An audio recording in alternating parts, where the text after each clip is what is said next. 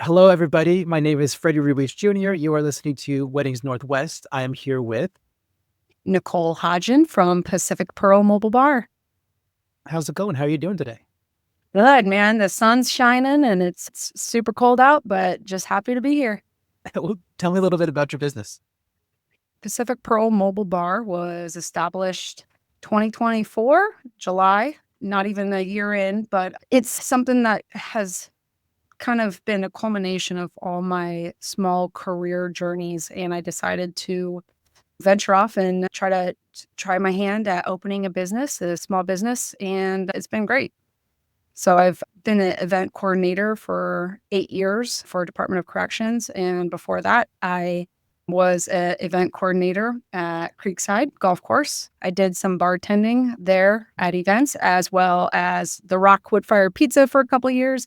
So I just kind of took all my career things at ventures and decided, events, it's just like the happiest place when people are having a good time. And I really wanted to be a part of that in people's memories. So, started a Pacific Pro Mobile Bar, and we've just been jamming ever since. Mobile bar sounds like so much fun. Let's start into some questions here.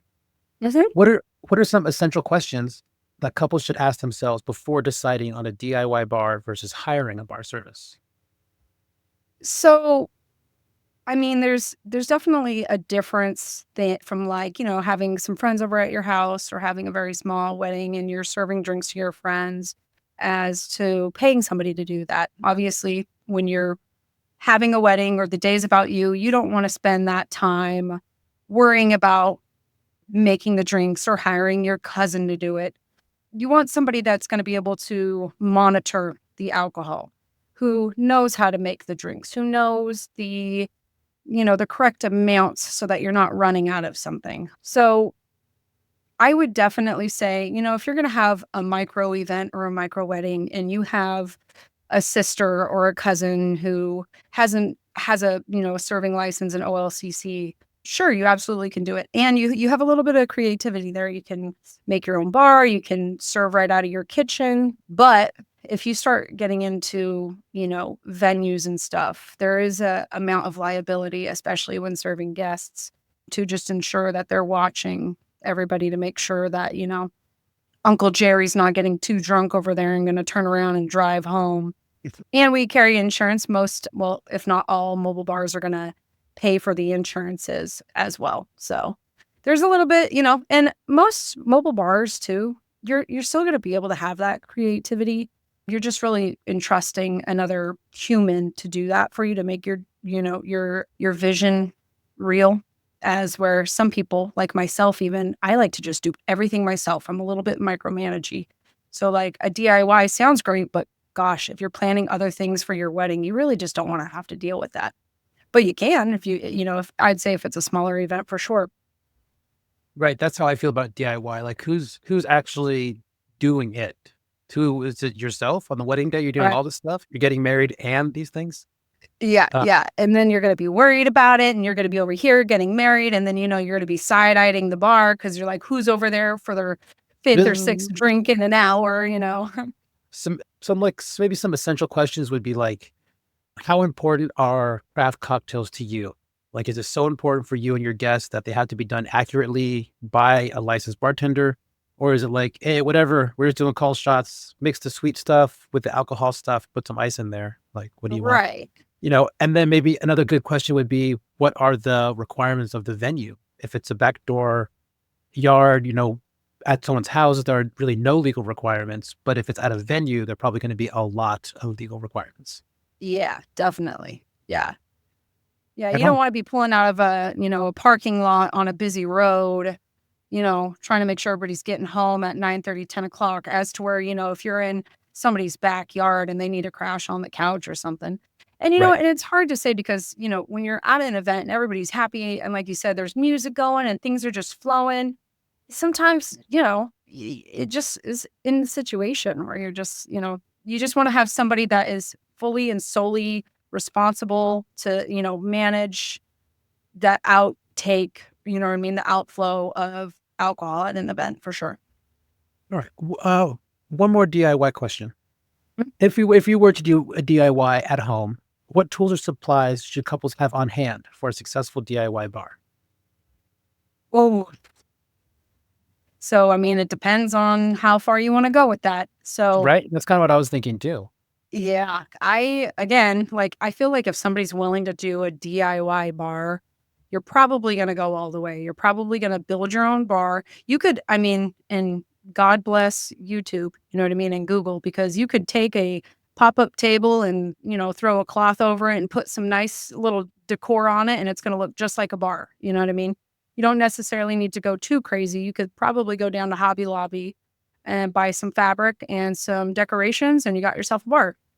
Or, you could go as far as building a bar. Say you have a certain vibe or decor and you really want that wooden bar or that corrugated metal. I mean, you're looking at roughly, so my bar that I made myself, my very first bar, I spent about $500 in supplies.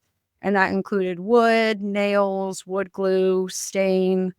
And I mean, I use that bar all the time because it's the business. So, but if it, say I wasn't and I was just going to build a one-time bar, you're looking at, you know, $300 and wood's so expensive right now and, supplies. But yeah, you're definitely going to need some tools or, you're almost better off at that point for $300 just getting on Amazon and buying, like a prefabbed bar. But if you're going to do a DIY, I definitely recommend just finding a nice table and, dressing it up so that you're not putting so much effort into a bar unless you do think that you're going to use it more than once, for sure. I think in this case, it's looking for more of like, do I need I can't even describe it because I'm not a bartender. So like, you approach the bar and you see all of these accoutrements spread across the bar. You've got these certain tools and these long-handled spoons and these things that smash limes and then these different types of mats and then Mhm. various bottle openers. I think there's a lighter up there. I mean, like all of these things you have at the bar, but do you need all of those if you're doing a DIY bar? Do you have to have every little tiny how many Yeah, kinds of see, salts do you need? I think that's kind of what we're looking for. If a couple was to say like, okay, we're just going to make our own cocktails, we're going to go on Amazon and spend X amount of money, and we're going to look in our cabinet. Maybe we have a shaker. Can I use a pint glass? How do we do you know, this? yeah, and this is just okay. So just to be frank, like I am by no means a flair bartender. You know what I mean? I Yes. love to smoke a drink and put on a little show, or maybe I can throw some cinnamon on there and light it. But when it comes down to it, there's so many times that I'm making a drink and I have all these tools there, and I end up just going right back to how I would make a drink at home because I'm comfortable with it. You know what I mean? So, do you need all those tools? You know, if you're not a bartender, you can put them on the table, but chances are if you don't use them to make your drinks at home, you're probably not gonna use them unless you are, bartending 4 or 5 days a week and you use those tools. Yeah, because some of them, I mean, especially if you've got multiple people waiting on a drink, you're not gonna wanna be fiddling around with it. Maybe a shaker, right? Your basic things that you would have in your house, like a shaker, maybe you can have, some tongs for some garnishes, but when it comes down to it, you really don't need all that unless that is the look that you're going for.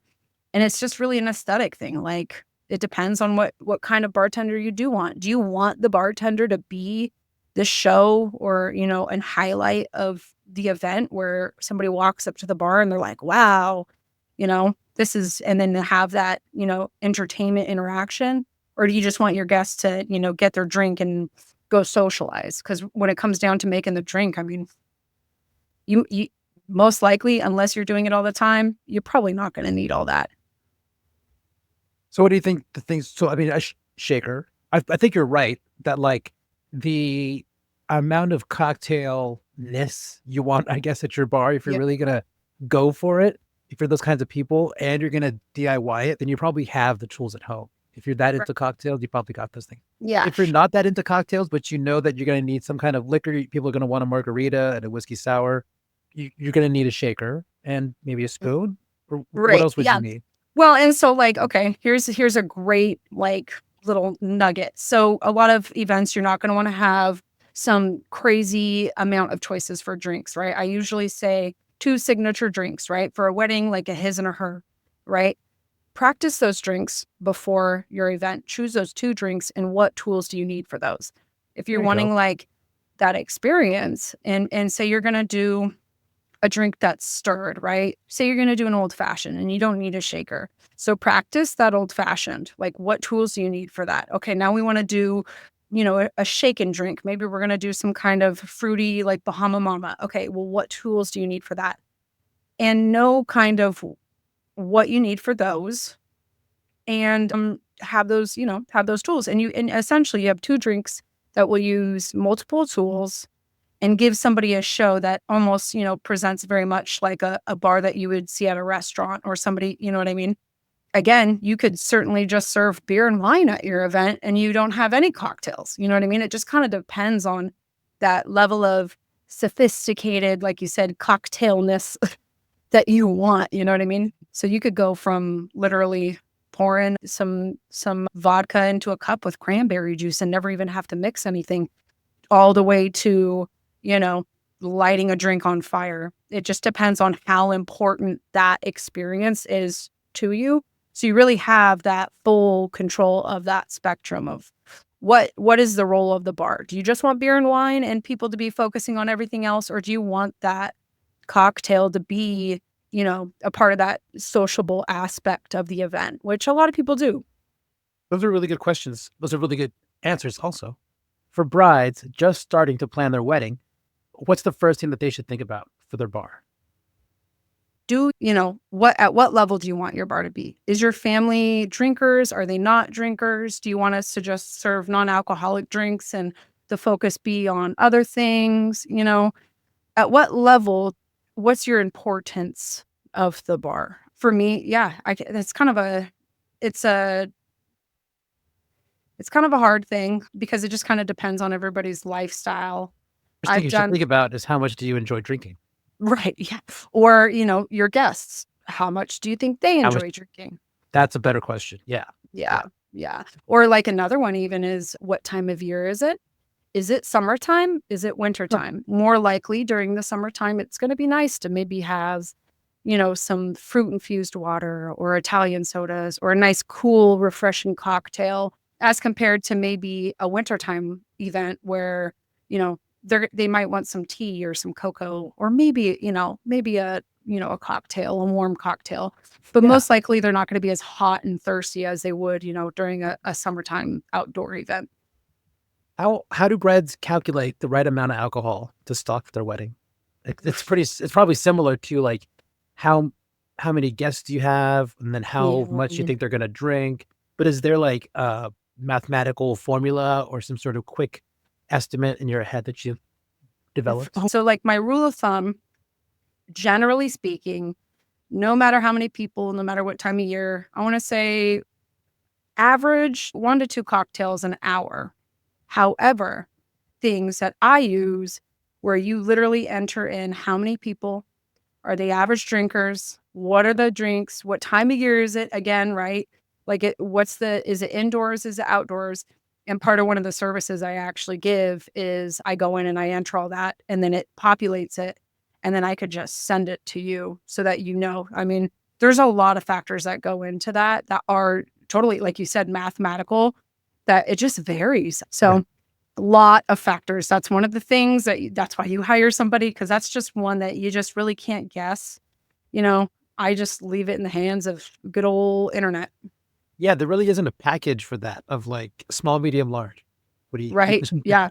that You doesn't just can't exist? guess, man. You know how many times I've gone to an event and thought I got it right, and either I've overdone it or underdone it? Ooh, You yeah. just don't know. It's like that's definitely one that like takes some time and experience, doing the mobile bar thing that I'm still, That I've got it, but there's still days where it's just like I would have never thought that group was going to be the one to drink us out of house. that is so fun. That's hilarious. Okay, how do you sorry, it says here, can you share any tips for sourcing alcohol affordably afford while still impressing guests? This is an interesting question. Okay. If you're gonna calculate the guests and you've got that all figured out and you know about how much alcohol you need, where where do you go to source it? And is it different than where a regular person would go to do it? Yeah. So I thought I had the little gem that nobody knew about. And I was But like, oh man, this is the thing. Beer and wine. I'm going to tell everybody if they don't already know, because every single time I bring it up, they're like, oh, yeah, I already knew that. eh, But if you go to Costco and you buy your beer and wine there, not only do they have all the main general beer choices, they've got really good wine choices.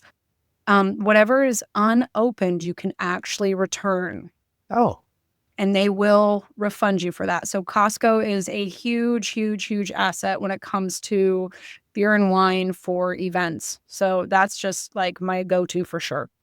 So find somebody that has a Costco card or, if you're right. that's number 1 for sure. If you're gonna Um, DIY stuff, you might as well just sign up for Costco for a little bit. I mean, It's because I say you're going to need 330 packs of beer for your event or, however many cans. And that's overestimating, right? So, say the event, you know, you only go through one, you can return all that and you're not out any money.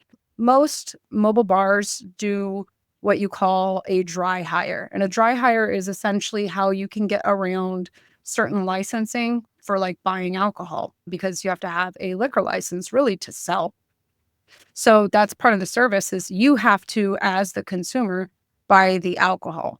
So you don't want to get stuck overbuying, especially if you're not even drinkers. You know what I mean? You don't want to have all this, like spirits and beer and all that, and then get stuck with all this extra alcohol. And it's like, what do I do? Do I sell it? It's going to be sitting in my house for years. So when it comes to beer and wine, absolutely do that. When you start getting into the cocktails, though, for like the harder alcohol, it's a little bit more difficult because a lot of people or a lot of locations don't do a return on those.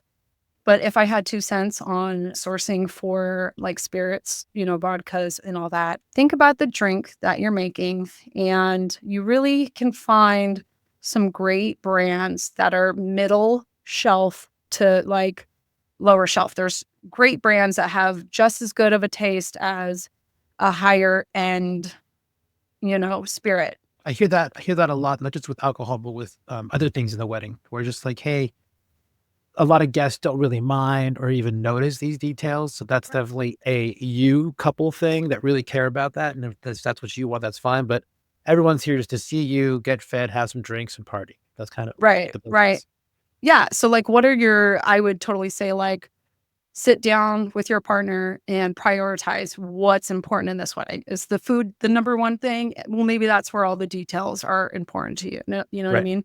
Like, sometimes I feel like who mostly usually the brides are the ones that are, like, making the calls on what the decorations look like or this or, like, Yeah. as a couple, people aren't gonna remember that one little detail. What's the one thing couples often overlook about their bar?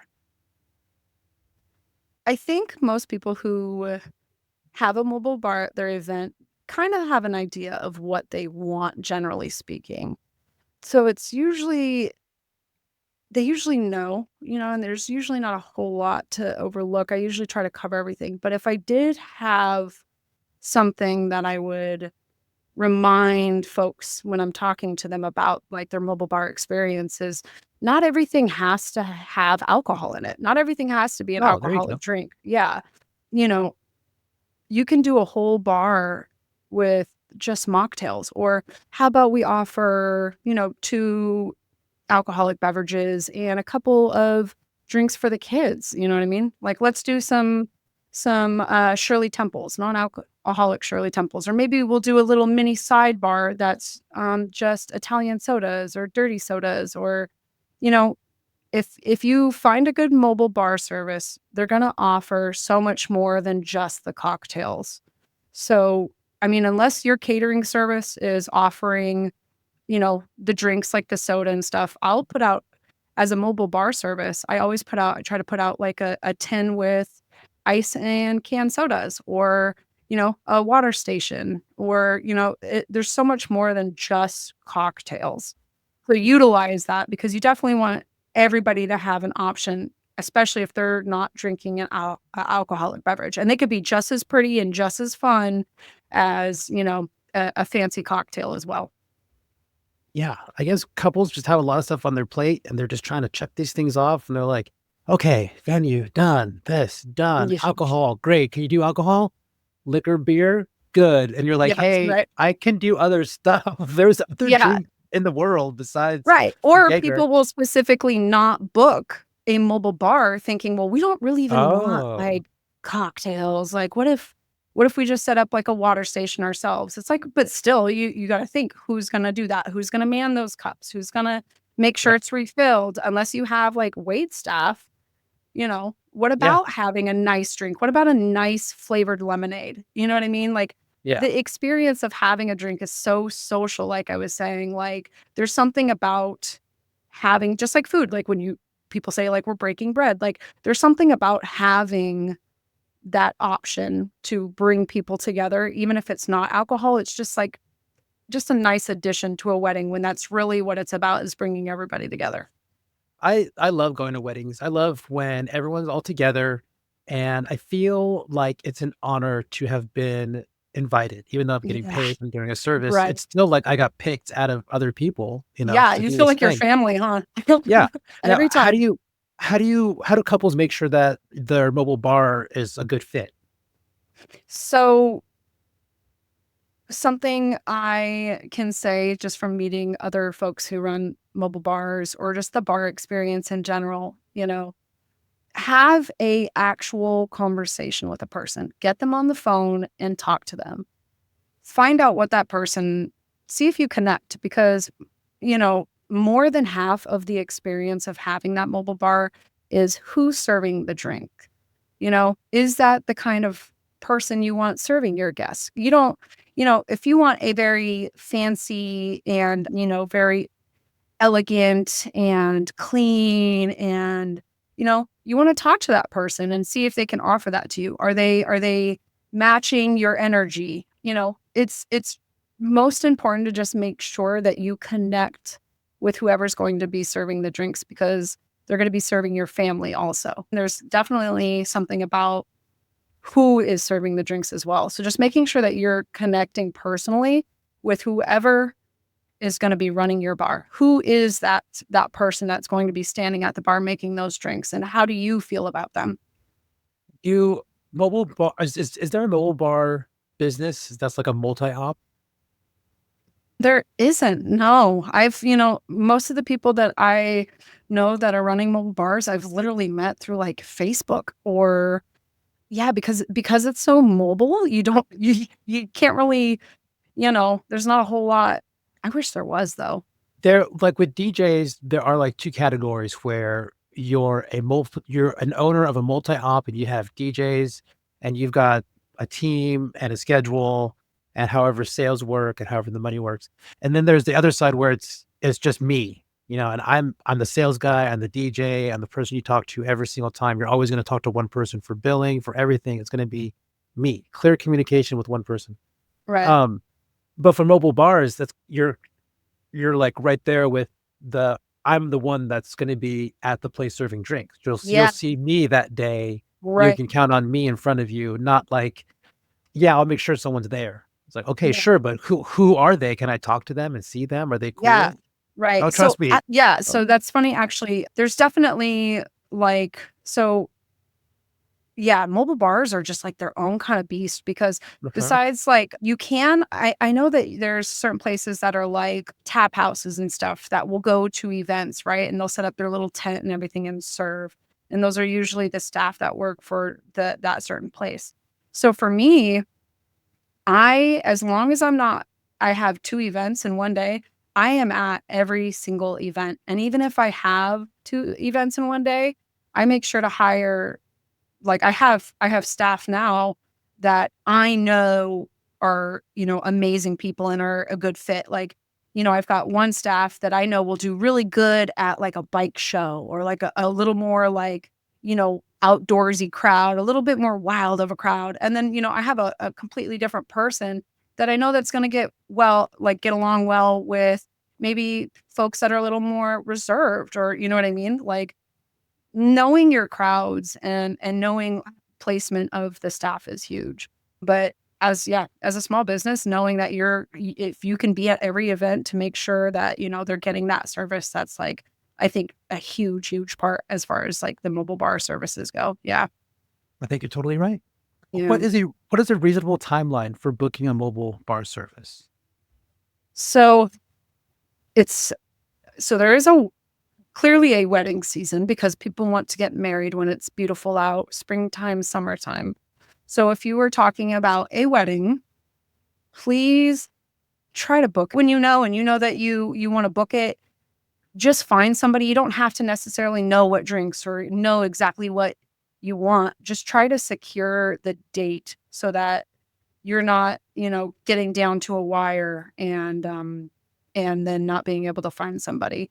But if you're looking at, a winter time or a fall time, you know, 3 to 6 months is great. Do you have stock on hand? Like, it sounds like you're ready to go, almost at a drop of a hat. If someone was like, "Hey, it's Monday, someone dropped out. I need you Saturday. I don't care about stuff, booze, liquor. Just show up with it. How much is it going to cost?" Da da da. Like you could do that, Yeah, yeah, absolutely. Again, like it's going to be a little bit tighter during the summertime when people are having barbecues and birthdays and 4th of July's and we're pretty booked. But yeah, I mean, we have, our stuff stocked, ready to go. At least, and again, that's for us. I make sure that we're ready just in case something pops up so we don't have to, order a bunch of stuff. But yeah, if you're not picky and you're like, "Oh my gosh, I just need a bartender there. I don't care what the drink is, we just need somebody there." right? Yeah, at least a Well, week. A week would be great. right? Man, parties at your house must be like where everybody wants to go. It's like, "Can we party at Nicole's? Can we go to Nicole's house and party?" You know what's funny too is like growing up, I think that kind of plays a part into why I'm even in this industry. Is we just always our doors were always open and every holiday was the party and every barbecue was the party. And you're so right. Like, when we were kids, we always had our friends come to our house and we always had, we would just make an excuse to have a party. So there's something about having the events and that like gathering, I think is just like heavily ingrained into me about, you know what I mean? Just bringing people together just because I grew up like that. Yeah. Hey, some people are, raised or born or whatever, the stars align, and they just like doing it. That's so great. I love that. Now, big one. What are some ways to prevent long lines at bars? We've all seen the moment the ceremony's done and then 50, 60, 150 people, whatever, hit the bar at once. Yeah. Yeah. How Yeah. how do you how do you speed that along? What do we do about that? Okay. So and this is just something obviously I share when I'm like doing a consultation too. If you have an event that is more than 100 people, I usually will staff for every 50 people that are drinking, I have an extra staff on hand. There you go. The more people you have, the easier the cocktail you want to be. So if you have 150, 200 people, let's try not to do, a Long Island. You know what I mean? Like, let's try to make the drinks easier. Bloody Marys, And not happening. yeah, unless you can buy the premix and then bam, bam, we're good. And, again, like there are a couple of things that we could kind of squeeze in to make that happen. One of Okay. them is having a cocktail that is easily batched. And batching a cocktail is essentially just pre-making it right before you're getting ready to serve. So you get a big old container. Again, say we're doing Bloody Marys. I put all the mixers in this. I stir it up. I get it ready. Boom, it's time to start serving. And all I have to do is pour it into a glass. So that cuts down time a lot. Again, making sure that your menu is not overwhelming. You've got people looking at it, trying to decide, here's what you got. You have this cocktail, this, one beer or one wine. And usually if you're a beer drinker, you're going to be looking right at the beer thing. Or if you want a cocktail, you only have two choices. And say those are pre-batched. And we know that we want to do with Bloody Mary, we're going to do an olive and a lemon and a lime, right? So right before, say everybody's getting married, they're having their ceremony, I am putting olives on skewers and I've got all those ready to go. So it's just that little bit of pre-work that makes a difference for that first little rush. Because once everybody gets a cocktail in their hand, they're going to go kind of do their thing and talk. And then after that first initial rush, it does, kind of slow down and then you get that steady flow. But definitely batching drinks, getting all your garnishments ready to go, whether it's the night before or, while the ceremony is happening. And just keeping it simple, keeping the menu simple, keeping the cocktail simple, And staffing. That all these and different staffing, things. yeah. Yeah. Yep, You and start staffing it. again, you'll have to pay for that, so that's Yeah. something to Yeah. consider. Yeah. One thing, those are really great, by the way. I love all those things that people should consider every Yeah. time. One thing I saw once at a wedding, after the ceremony, the couple did the walk down the aisle, did the dip, and they stayed at the end. And I think it might have been the officiant, maybe it was the coordinator, but they said, everybody stay in your seats. The couple would be coming around and releasing row by row and saying hi to each guest. And so they Uh-huh. started in the front row and they'd come through and everybody would say hi. And then that row went to cocktails. And then the next row went to Mhm. cocktails. And there was a slow drip, this slow releasing of people to the cocktail bar. I Instead of love this that. huge long line, it was, yeah, exactly. It was like just 5, 6 people at a time. And Right. everybody got to see the bride and groom right after the ceremony. It was pretty cool. Yeah, yeah. That's, definitely somebody that's been there, done that, and Yeah. knows a thing or two. Let's see here. What's one post-wedding bar tip that most couples never think, but they should? Post-wedding bar tip. Yeah, I definitely think if you do a DIY bar post-wedding, you gotta consider all that cleanup and just where is all that gonna go. I think that's a general rule, though, with the weddings that I've noticed is you're better off renting things than buying things, right? You're better off having the services brought to you than you doing them yourself. Just because that after cleanup, you don't wanna do that, especially if you just got married, you spent all day, you're exhausted. You're not gonna wanna spend the next couple of days cleaning up. You're either ready to go on a honeymoon or sleep for, like, 3 days. So, just considering that, I mean, if you book a mobile bar, just make sure that you're asking those questions. What's your cleanup policy like? Do you take the garbage? Do you leave everything behind? Those kind of things. I did write, consider the amount of, like, the time served. I don't do anything over 5 hours. Mostly, I mean, I might press 6 depending on what kind of event it is, just because you start getting into too long of a service and you gotta worry about people getting home safe and over serving. I wrote that just because I know that that can kinda roll into the next day a little bit. Right. That's Just good. Yeah. yeah, I just be mindful about where you're at. If you're out, if you're having a wedding at a venue that everybody has to drive 3, 4 hours to, and there's no hotels nearby or anything, just be mindful of that service, or maybe do, a couple hours of, cocktail hour, and then maybe just have the bar serve non-alcoholic drinks closer to, the time for everybody to leave and drive home and make sure everybody gets home safe. I love that. Those are great tips I didn't think about. Mm, A couple yeah. more questions here, and then we kind of do whatever we'd like if you have something else you want to add. It says here, are there any are there any licensing or legal considerations couples should know when serving locally sourced alcohol at a wedding? Yeah. So, through my experience and trial and errors, if you are getting married at a venue and you want to serve alcohol, they will let you know what you can serve. So make sure you ask them, hey, I'd like to have a bar there. Some venues will only allow you to have beer and wine. Some that will allow cocktails, they want a they want a bartender that's going to have their OLCC. They're going to want that bartender to have insurance as well. There is a bartending insurance. And that is very common these days, especially if it's a public venue. So make sure that you're getting a bartender that has all those. Make sure that you're asking for them, have them email it to you or whatever, just to have it on hand, just in case there's anything that, anything happens. That's always good to have on hand. Everybody should have, a copy. Those are the two important ones for a dry hire. Now, something that we do that some is not common is that we do also offer, like, a cash bar.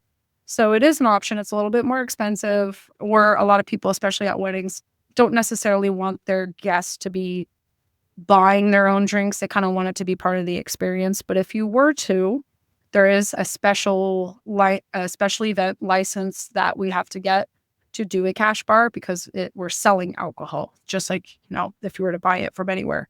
So we'd have to get a special event license. That's usually runs between, I believe it's $50 now. And we have to get approval through the city or the state, the sheriff's department, all that kind of stuff. So it's a little bit more lengthy.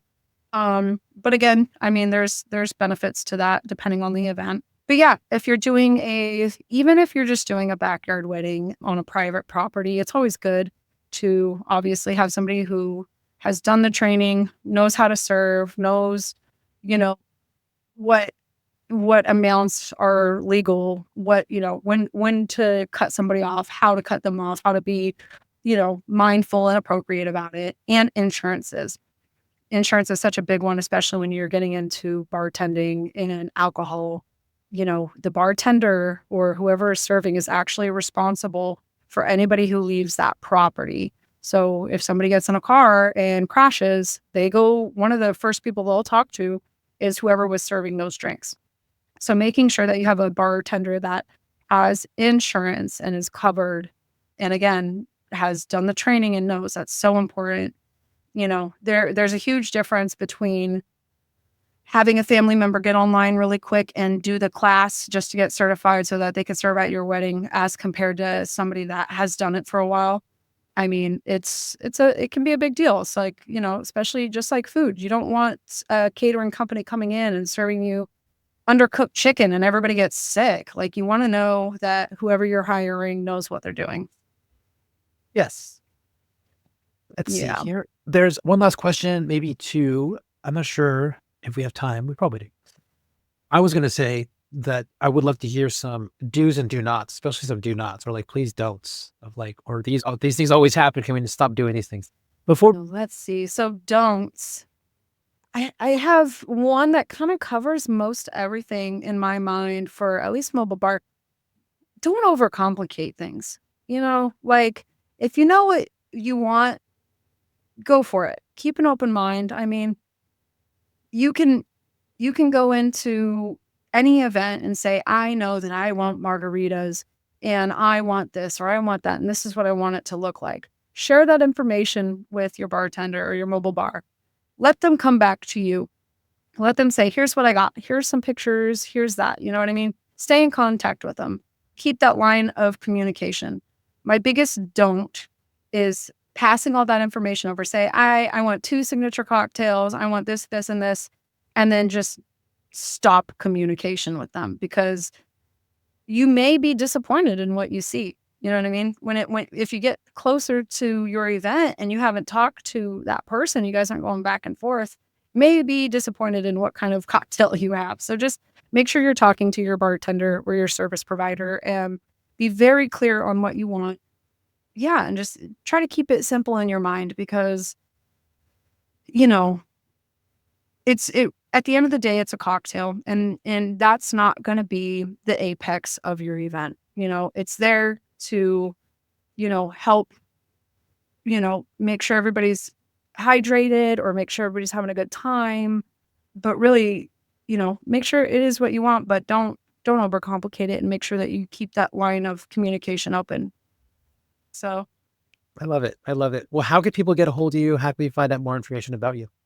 yeah, so I am on Facebook and Instagram. Facebook is just Pacific Pearl Mobile Bar.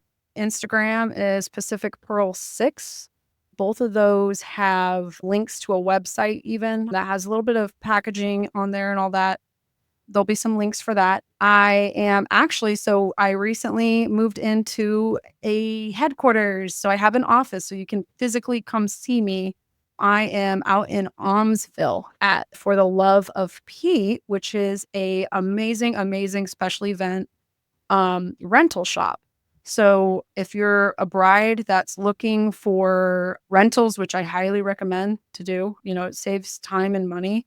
I am right there in the same parking lot. So you can literally come and knock on my door and come see me and ask me questions.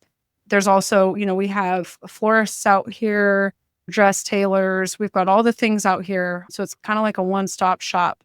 But yeah, we're out here, 220 8th Street in Almsville, and it's like a huge warehouse. So yeah, physically see me, get online, reach out to me. I'm around.